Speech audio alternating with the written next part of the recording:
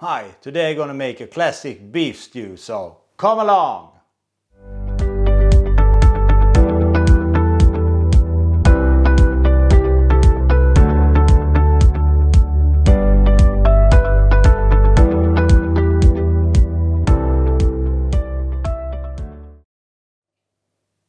Hi and welcome to the channel. Today I'm gonna make a classic beef stew, Boeuf bourguignon.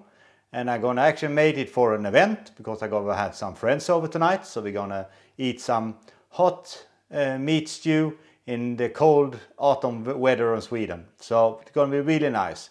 And I'm also gonna make another stew because I have some friends that are vegans. So I will make a vegan version of Boeuf bourguignon as well.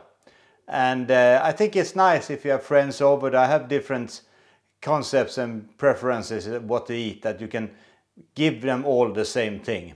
So that's why I'm gonna make a vegan version as well. But first, let's start with the meat version. For this one, I'm gonna use red deer, but you can use normal beef as well. So the first thing I will do, I will brown out the meat a little bit and get a good color in it as a first start. So let's start up. Put some butter.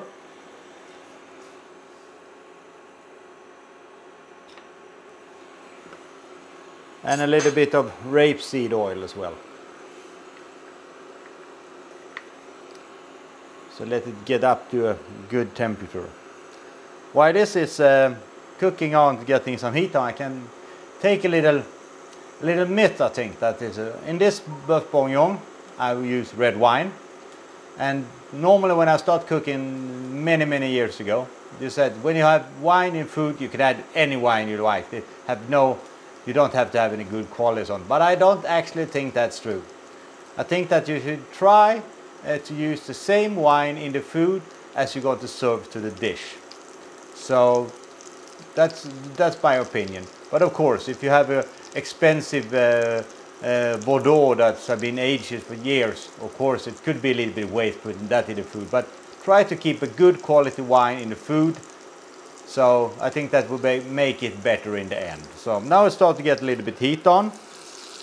Then I take the meat in. And the meat here is just going to get a little brown, nice surface.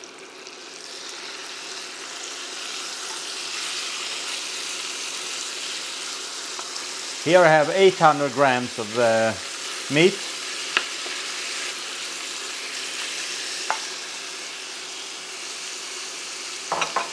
So let's get some salt and pepper on it as well. Normal salt.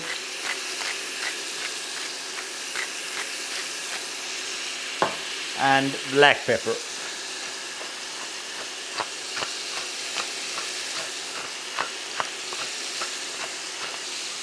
And like always, you can see the description below of all the different ingredients and the amounts of it.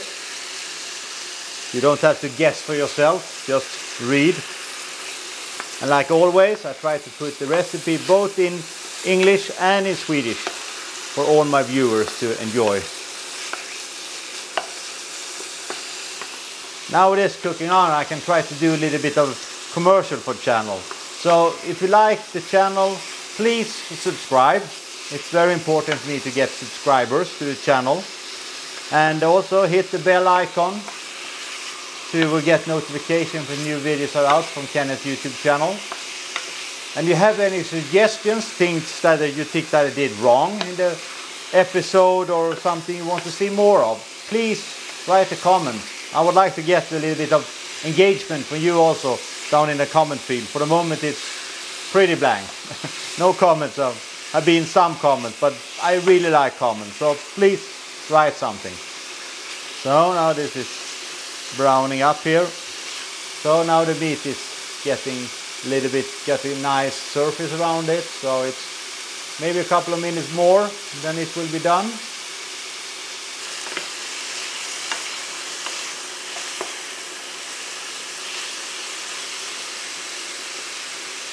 It's important to get a nice surface on the meat. So like you can see here, pretty big parts of meat. They're not so small. They are more like in 3 to around 3 and 3 centimeters.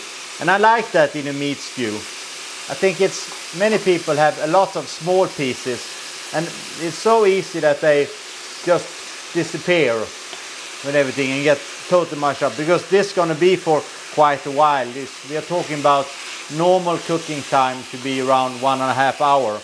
I think that if you could have a little bit shorter because it's a little bit more leaner meat. And that's also something that you have to test when you do boeuf bourguignon. If you have a high quality meat, you probably will not need so much time in the pot. And if you have bite any of the more harder parts, you should probably have a little bit more. So when we come to that moment, I will show you how to test the meat, see that it's ready and good. So now I think this looks good. They have dropped out a little bit of juice, not so much, but a little bit. So then I take them over in the pot here. Take the meat, put them in the pot here as well for the moment.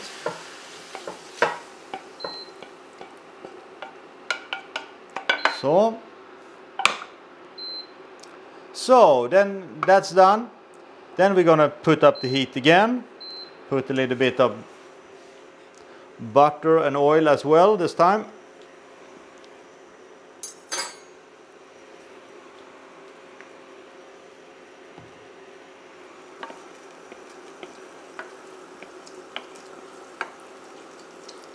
I have some here. I have 1 carrot that's sliced in slices. I also have 1 onion and 2 cloves of garlic that I've done the same with.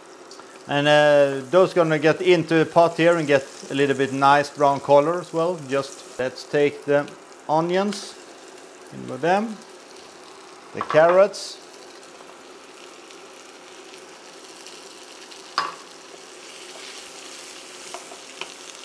Then we have some tomato puree. I'm going to use 2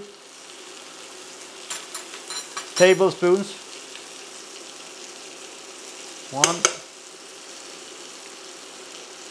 2, and mix it all together.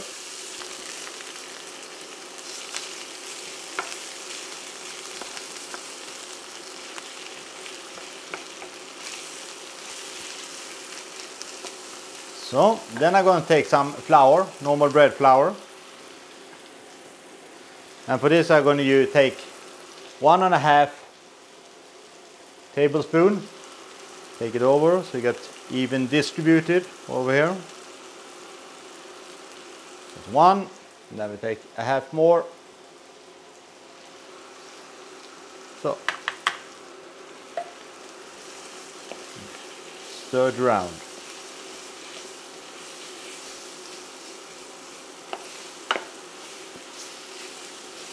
So now it looks good that the tomato puree has come around, also the flour that's actually going to make it a little bit simmery. So now it's got a nice color and everything. We're going to put in wine, 3 deciliter of wine. In with that, we're going to have a little bit of thyme, about half a teaspoon. In with that. We're going to have 2 bay leaves. A little bit the reason why we're boiling up the wine now is to get a lot of flavors that you can stick in the bottom of the pan to as well incorporate here. So now we'll see that it looks good. Then we take everything over to the pot.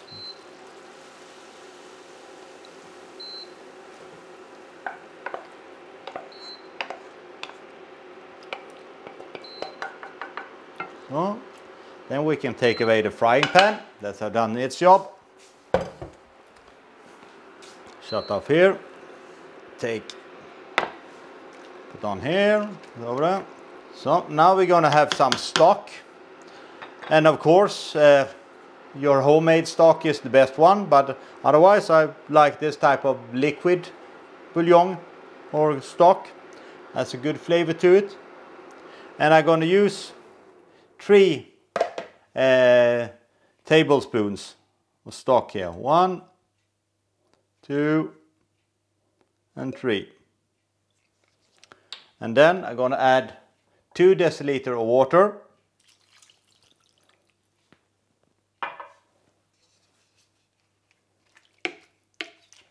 Like you see here, you should have the water should be so it just cover up everything. So if you need more water, that you have another type of pot, yeah, maybe have to add some more or some less. So it should be like it's covering all the meat here. So now this is done here. Put it on some heat, some low heat. You should just bubble a little bit. Should just simmer away. Put the lid on as well. And now this I'm going to stand here for between 1.5 to 1 hour. And I'm going to check it after 1 hour because I think, like I said before, I think this meat is a little bit leaner, so I don't need 1.5 hour. I think 1 hour will be enough. So let's come back when it's been standing here for an hour and see how it looks. Now the meat has been standing on the stove for 1 hour. So you're going to see how it looks. Thing you can do if you don't have a fork, is try to split it apart with 2 forks like this. And not easy separate. It's separate, but it's not super easy. So I would say that let it be here for half an hour more. Meanwhile, I'm going to do a little bit of the things I'm going to put in just in the end of the pot. So the same we put on here, we just put a medium heat on. Take a little bit of oil. We don't need so much because the thing we're going to put in when it's heat up, it's bacon. Here's around 150 grams of bacon I'm going to in the pot. And these things I'm doing now is that something I'm going to put in just in the end. So it's bacon. I'm going to have some onions. If you try to get the smallest onions possible, then you can have them whole. I didn't get small ones, so I have to split them. The same thing about mushrooms. If you get small mushrooms, the smaller you better. But here I got a little bit bigger, so I sliced them in half as well here. So see how you get some heat on it. So let's put in the bacon.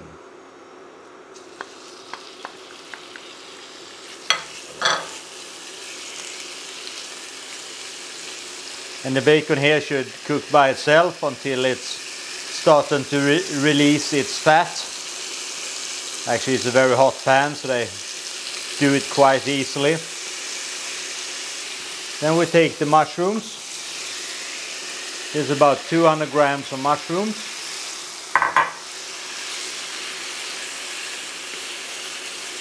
And lower the heat a little bit, don't get too hot. And then we take the onion.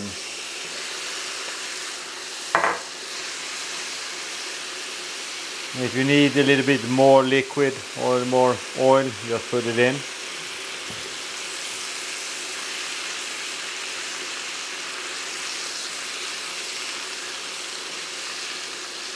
So let this simmer around for 3 to 4 minutes. Then I'm going to put this in the pot where it's approximately 10 minutes left of the cooking time, so it gets heated up.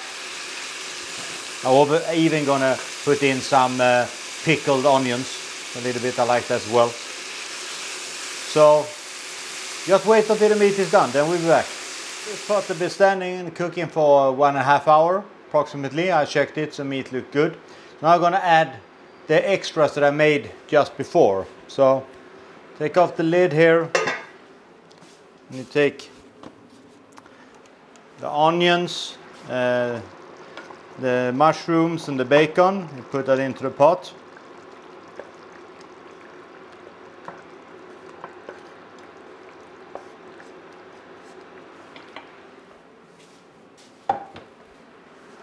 And stir it down.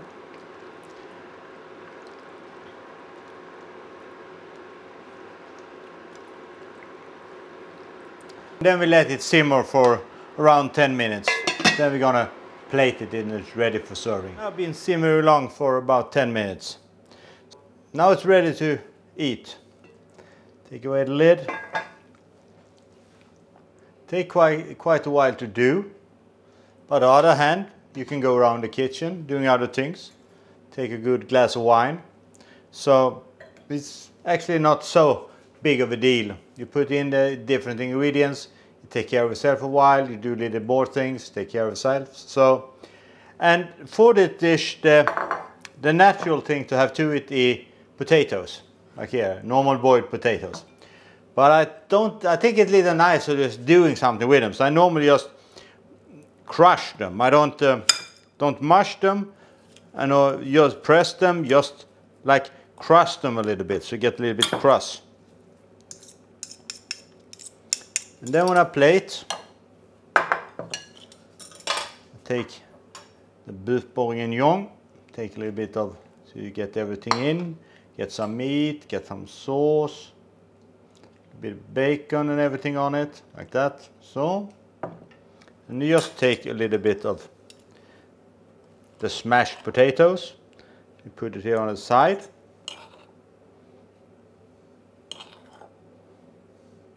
Like that. And then you take a little bit of chopped parsley, little bit of thyme, not so much, and a couple of pickled onions as well. Take some pickled onions, put them in there. So, and so this is how it looks, a Boeuf bourguignon, a perfect dish when the winter and autumn cold come on. And the best thing about those type of dishes like this stew, you can make it a day before, you can make it even more days before, put in the freezer, just take it out, heat it up, and it's still going to be very delicious. So it's very easy. And for all you people that like to take food to work, why not make a big bunch and you have food boxes for lunch at work? So I think this is a very good dish. So now you just have to fix the other one, the veggie version that's standing behind me and cooking. And then I'm just gonna get prepared for my guests. So until next time, take care and be safe.